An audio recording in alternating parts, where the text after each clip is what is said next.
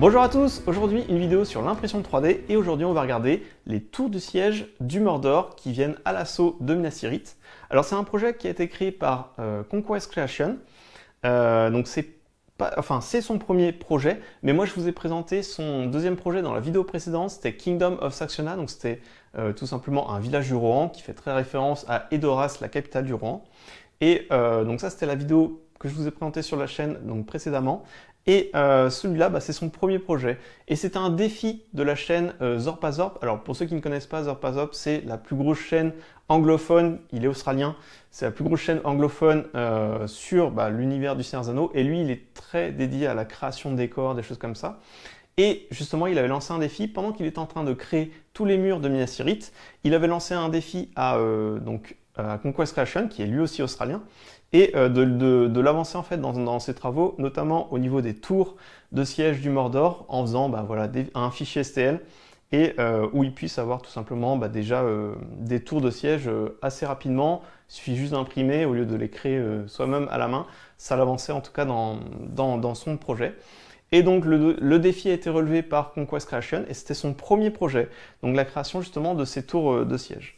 Au niveau du projet, où est-ce que vous pouvez aller le chercher? Il existe en fait deux sites, donc bien sûr le site de Conquest Creation, c'est lui qui a créé le projet. Vous pouvez aller sur son site et tout simplement acheter les fichiers STL et les imprimer chez vous. Ou vous pouvez aller aussi chez Zorpazorp. Alors Zorpazorp prend une commission en plus, mais c'est un plus gros YouTuber que Conquest Creation, donc il touche en fait beaucoup plus de gens. Et il prend une petite com si vous allez acheter en tout cas sur le site de Zorpazorp. En tout cas, il y a deux sites où vous pouvez aller chercher en tout cas le fichier STL et ensuite imprimer tout simplement les tours de siège du Mordor chez vous à la maison. Alors de quoi ensuite est constituée une tour de siège du Mordor? Alors en tout il y a 5 éléments de base dans le fichier. Alors moi j'en ai tout simplement créé 4, donc de l'étage 2 à l'étage 5. Je n'ai pas besoin d'imprimer en fait l'étage numéro 1. La raison est simple, c'est que en fait quand je mets les 4 premiers compartiments, ça me suffit pour aller à l'assaut des murailles que j'ai déjà imprimées pour Minas Tirith. Donc voilà, donc si vous avez par exemple des murailles beaucoup plus grandes, vous pouvez sachez que vous avez en fait un premier étage que vous pouvez imprimer en plus et qui vous fait gagner quelques centimètres de plus en hauteur. Alors pour moi, donc j'ai seulement 4 donc du compartiment 2 au compartiment 5 pour la tour de siège. L'étage 2 a aussi plusieurs trous en dessous du support en fait de là où vous allez le poser. Et en fait ces trous, vous allez tout simplement pouvoir imprimer des petites roues qui sont aussi dans le projet et venir les fixer en dessous. Alors les roues sont un peu spéciales parce qu'il y a aussi une sorte de courroie qui permettent d'entraîner comme une roue de voiture. Sauf que moi, j'aimais pas trop, donc j'ai coupé cette partie-là, j'ai remis un peu de résine, j'ai peint tout simplement en noir et j'ai fixé les roues juste en dessous. Pour ce qui est de la peinture, j'ai tout simplement utilisé une couche de brun très clair au début qui est quasiment de l'orange. Et ensuite, j'ai appliqué une sorte de marron beaucoup plus foncé en le diluant avec de l'eau pour faire comme un lavis et en le mettant sur l'ensemble en fait des différents étages justement de la tour de siège. Et une fois que toutes les textures de bois ont été faites, je me suis appliqué pour faire les différentes parties métalliques, tout simplement en prenant un gris et en appliquant dessus sur le métal. Au niveau de certains étages, vous verrez aussi qu'il y a deux trous qui sont très proches. Alors il y en a 6 sur l'étage 2, donc moi ceux que j'ai imprimés. Et donc 4 servent en fait aux différentes roues, donc ça tient bien juste avec 4 roues. Et en fait les deux derniers, c'est pas pour y mettre des roues, c'est tout simplement en fait pour pouvoir mettre les échelles, puisqu'en fait elles sont à la dimension des échelles de l'Isengard.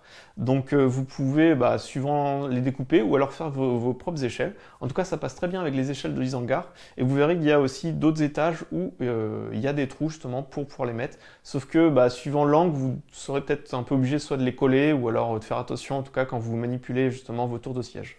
Lorsqu'on est au dernier étage, ça va être là où va se trouver la rampe d'accès pour venir à l'assaut justement de la muraille, donc ici de Minas Tirith, et il y a aussi le toit. Alors pour ce qui va être d'abord de la rampe d'accès justement, elle va pouvoir être mise avec deux petites rotules, donc qui se fixent de l'un et de l'autre côté. Alors elles sont assez fragiles si vous ne faites pas attention, parce qu'en fait la rampe en fait peut tomber à la renverse et ça m'est arrivé en fait, ça tombe totalement et ça casse directement justement ces petites rotules noires que l'on vient fixer.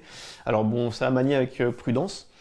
Et justement, elles permettent tout simplement de pivoter la rampe à 90 degrés pour avoir accès à la muraille. Et il y a un toit au-dessus, et le toit est assez pratique parce qu'en fait, justement, votre rampe, elle tourne dans l'un et l'autre, donc elle tomberait en fait très rapidement. Et justement, le toit, il sert à être mis grâce à des petits butées, vous venez en fait l'enfoncer dedans. Et la rampe, elle permet d'être aussi en butée contre le toit, pour pas tomber justement. Il y a aussi un élément qui est important, qui est devant en fait la rampe d'accès, et ce petit élément, il va servir à deux choses. La première, c'est lorsque vous allez baisser justement cette rampe pour venir à l'assaut justement de la muraille de Minas Tirith, elle va servir à la stabiliser. Donc cette rampe, lorsqu'elle va être là, va être en butée, elle va servir de support, et vos figurines vont pouvoir aller dessus sans perdre d'équilibre ou de les faire tomber. Et il y a aussi des petites encoches ici qui vont servir en fait à mettre un étendard. Il y a dans le projet un étendard aussi à imprimer. Alors en l'occurrence j'ai essayé de l'imprimer mais j'ai eu quelques difficultés donc j'ai abandonné d'imprimer l'étendard. Mais si vous arrivez à mettre les bons supports ou alors peut-être à le faire en résine, ce sera peut-être plus facile. Vous pouvez l'imprimer ou sinon vous faites tout simplement une sorte de bout de bois qui est à la taille en fait de la petite encoche et vous découpez ensuite un tissu ou quelque chose qui permet de faire l'étendard.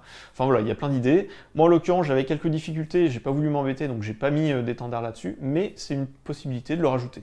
Donc voilà l'ensemble du projet, donc là j'en ai imprimé 3 et ça va me servir notamment à de futurs rapports de bataille ou surtout des scénarios narratifs. Et j'ai qu'une hâte, c'est déjà d'y jouer. Mais voilà, il faut que je finisse de peindre certaines figurines avant de pouvoir faire les scénarios narratifs que je souhaite. En tout cas, voilà, je trouvais ça super intéressant pour ceux qui n'ont pas de tour de siège et ceux qui veulent recréer l'assaut sur justement les champs de Pelennor et notamment ici, ça sera plus l'assaut sur Minas Tirith. Et voilà pour un rapide tour sur l'impression 3D des tours de siège du Mordor, retrouvable sur le site de Conquest Creation ou le site de Zorpazorp en fichier CL pour l'impression 3D. Et moi je vous dis à la prochaine pour d'autres vidéos sur la Terre du Milieu. Ciao ciao!